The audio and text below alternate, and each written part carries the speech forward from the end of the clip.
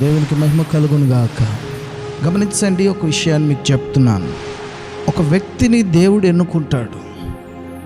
ఆ వ్యక్తి దేవుని యొక్క ఉద్దేశమును చొప్పున జీవించకపోతే అతనిని ప్రక్కన పెట్టి మరో వ్యక్తిని దేవుడు ఎన్నుకుంటాడు. ఉదాహరణగా మనం సౌలును చూడవచ్చు. సౌలును దేవుడే ఎన్నుకున్నాడు.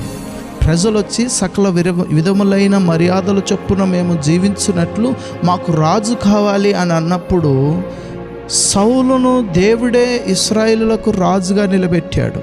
కానీ ఈ సౌలు దేవుని యొక్క ఉద్దేశము చొప్పున దేవుని మాట ప్రకారంగా జీవించలేదు. దేవునికి తగిన వాడిగా బ్రతకకపోయేసరికి వెంటనే దేవుడు, ఇగో బైబిల్ చెప్తుంది, మొదటి రాజుల గ్రంథం 16వ అధ్యాయం 14వ వచనాన్ని చదివితే, యెహోవా ఆత్మ సౌలును విడిచెను, దురాత్మ ఒకటి సౌలు మీద యెహోవా యొద్ద నుండి దురాత్మ వచ్చి సౌలును వెరిపింపెను అని వాక్యం చెప్తుంది. దేవుడు విడిచిపెట్టేశాడు. ఇదిగో పశువులను మేపుకుంటున్నటువంటి సామాన్యమైనటువంటి గొర్రెల కాపరైనటువంటి దావీదును దేవుడు ఏర్పరచుకున్నాడు. మరి ఇతను కూడా తప్పు చేశాడు. వినాలి, జాగ్రత్తగా వినాలి. ఈయన కూడా సరిగ్గా జీవించలేదు. యుద్ధం జరుగుతుంటే యుద్ధ ప్రాంగణంలో ఉండవలసినటువంటి వాడు తన అంతఃపురములో జీవించి తప్పులు చేశాడు.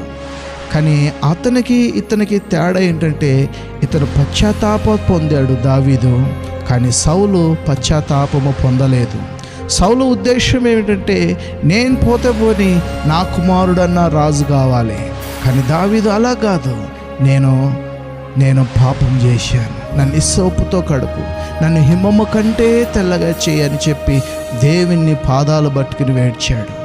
ప్రియులారా, గమనించండి, ఈ మాటను గమనించండి. గొప్ప దేవుడు, సర్వశక్తి కలిగిన దేవుడు, ఇదిగో ఆయన అంటున్నాడు, నీ సింహాసనమును నేను స్థిరపరుస్తాను. ఎందుకు? అతనికి పశ్చాత్తాపం. ఈరోజు నువ్వు పశ్చాత్తాపడుతున్నావా? దేవుడు తన స్వరక్తము చేత నిన్ను నన్ను కడుక్కున్నాడు, పరిశుద్ధపరిచాడు. మన మనుషులం చిన్న చిన్న తప్పులు అవుతూ ఉంటాయి. ఏర్పరచుకున్న మనము ఇదిగో ఆయన ప్రణాళికలు చొప్పున జీవించకపోతే, క్షమాపణ కలిగిన జీవితం మనం జీవించకపోతే మన జీవితంలో కూడా ప్రియులరా ఇదిగో దేవుడు తొలగించుకుంటాడు. అలాంటి భాగ్యము నువ్వు లేకుండా ఆయన కృపలో నువ్వు జీవించినట్లుగా నీ ఆత్మీయ జీవితాన్ని కట్టుకో. నా దేవుడు మిమ్మల్ని ఆశీర్వదించును గాక. ఆమేన్.